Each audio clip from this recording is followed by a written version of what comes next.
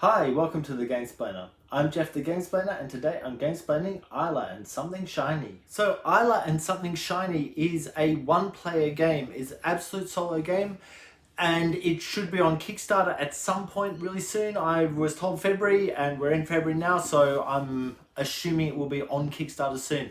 So if you like what you see, please go ahead and back this game. This is the second game that I have done a Gamesplaination for the maker of this particular game, and it's vastly different to the other one, which as from a perspective of looking at what a designer does, I'm really happy about that.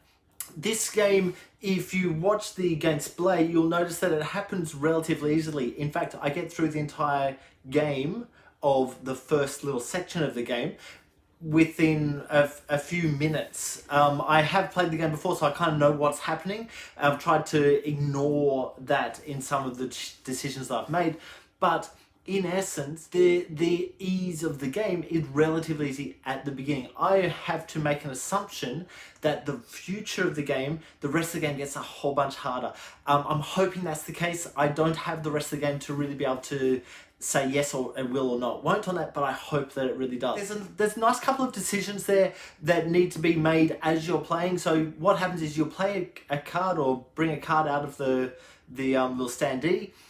That card happens, you have a choice of do this or do this. Sometimes you'll need to have something else to be able to do one of the choices, so you'll have to take the other choice.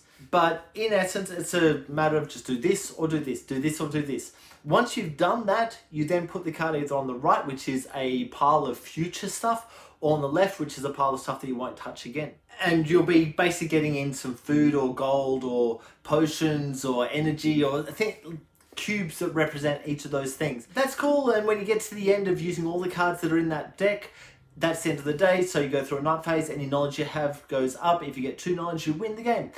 So they're pretty hard to get, but any knowledge you have will go up. Any green cubes, I think it's energy, you spend one of them to get onto the next day. If you don't have any energy at the end of the day, you will lose a life. There are only 3 lives. So while this all happens over a week, so there's 7 different turns, if you're putting an energy on each turn, you could use a life to enable you to move forward with more turns, potentially. It's just a thought, throwing that out there as a way of playing, but some of the cards are going to take those hearts, those life away from you anyway, so you just need to be really careful that you don't use up all the life to just move on to the next day when there might be a card that actually takes that life away.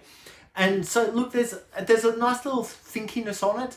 You can exchange one good, so food for energy, or knowledge for magic. I think it's something to that effect, or magic for knowledge. I can't remember which one it is. It doesn't really matter too much at the moment, but having that ability to do an exchange is really good, but you can't change the other way, so you have to really think through, how many do I actually want to do?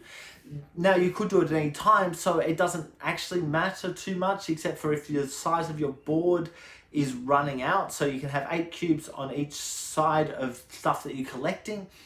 And so if one of them's running out, you probably need to do an exchange to get a little bit more space if you need the more space. So look, there's enough going on with it. There's enough thinkiness. I think that if I had the rest of the game, I would very likely go on to see how the rest of it works and how it all plays into each other.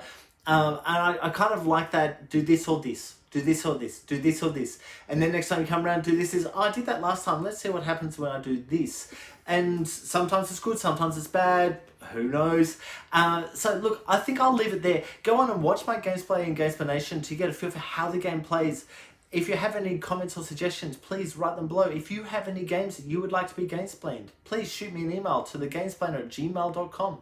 Follow me on Instagram and Twitter @thegamesplainer to keep up to date with the games that I'm playing. Subscribe to my videos to keep up to date with the games that I'm gamesplaining. And until next time, enjoy gaming.